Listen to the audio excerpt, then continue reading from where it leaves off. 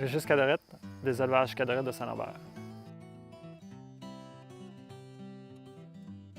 Notre projet, c'est l'intégration du trèfle incarnat au niveau de nos fermes. Nous, on est producteurs de porc et en plus, on a 1800 acres de culture, soit de maïs, soya et canola. Le trèfle incarnat a été introduit comme engrais vert comme culture intercalaire au niveau de nos champs de maïs, de canola et de soya, afin de réduire nos coûts au niveau économique, en fin de compte, au niveau environnemental et social aussi.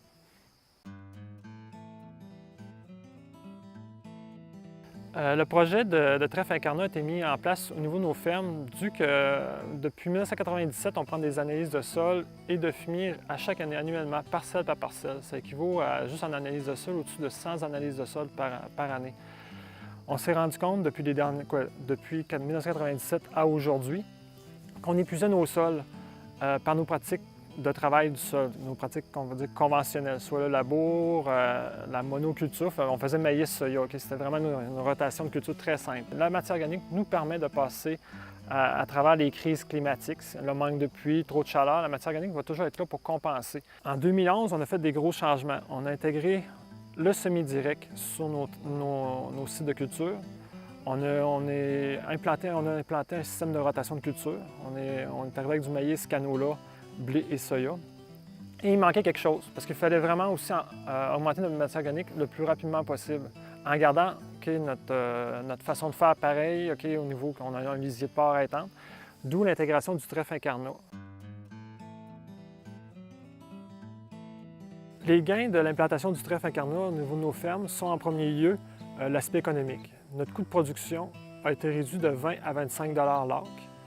En second lieu, c'était au niveau aspect social. Le trèfle incarnat, par sa belle fleur rouge, apporte une nouvelle couleur au niveau de nos champs. Dans notre rotation, nous avions déjà le canola, une fleur jaune, le soya, un beau vert, on avait le blé, un beau doré, et le maïs. Donc, ça nous permet de fermer la boucle au niveau de notre rotation. Les impacts de l'implantation du trèfle incarnat au niveau de l'environnement avaient comme but de réduire notre problème d'érosion. On sait qu'après les cultures, après la récolte des cultures principales, le sol était à nu. En implantant une culture intercalaire, dans notre cas le trèfle incarnat, ça nous a permis de réduire ce problème d'érosion. Parce qu'on sait que l'érosion pollue nos cours d'eau, c'est le sol qui se dirige au niveau des cours d'eau. Le trèfle incarnat est là pour le retenir. Et en plus, le trèfle incarnat nous apportait une source d'azote pour l'année suivante, donc c'était un engrais vert bénéfique pour nous dans notre cas.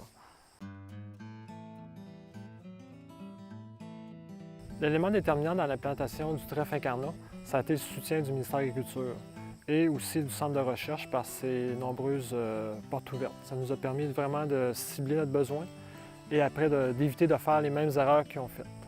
Et le tout, il restait à l'appliquer au niveau de tous nos champs, nos 1800 acres de terre. On ne devrait pas être réticent à réaliser un projet agro-environnemental.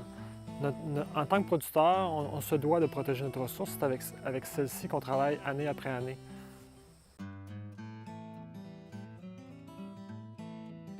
Pour les producteurs qui voudraient faire un projet comme le nôtre, avant tout, c'est de croire en soi. Après, c'est de s'entourer d'une bonne équipe.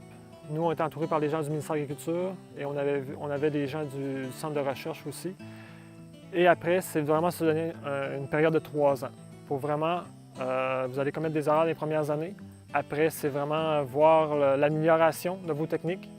Et après, vous allez voir les résultats. Le fruit, dans notre cas, c'était vraiment le succès assuré. Après 3 ans, dites-vous que c'est le succès.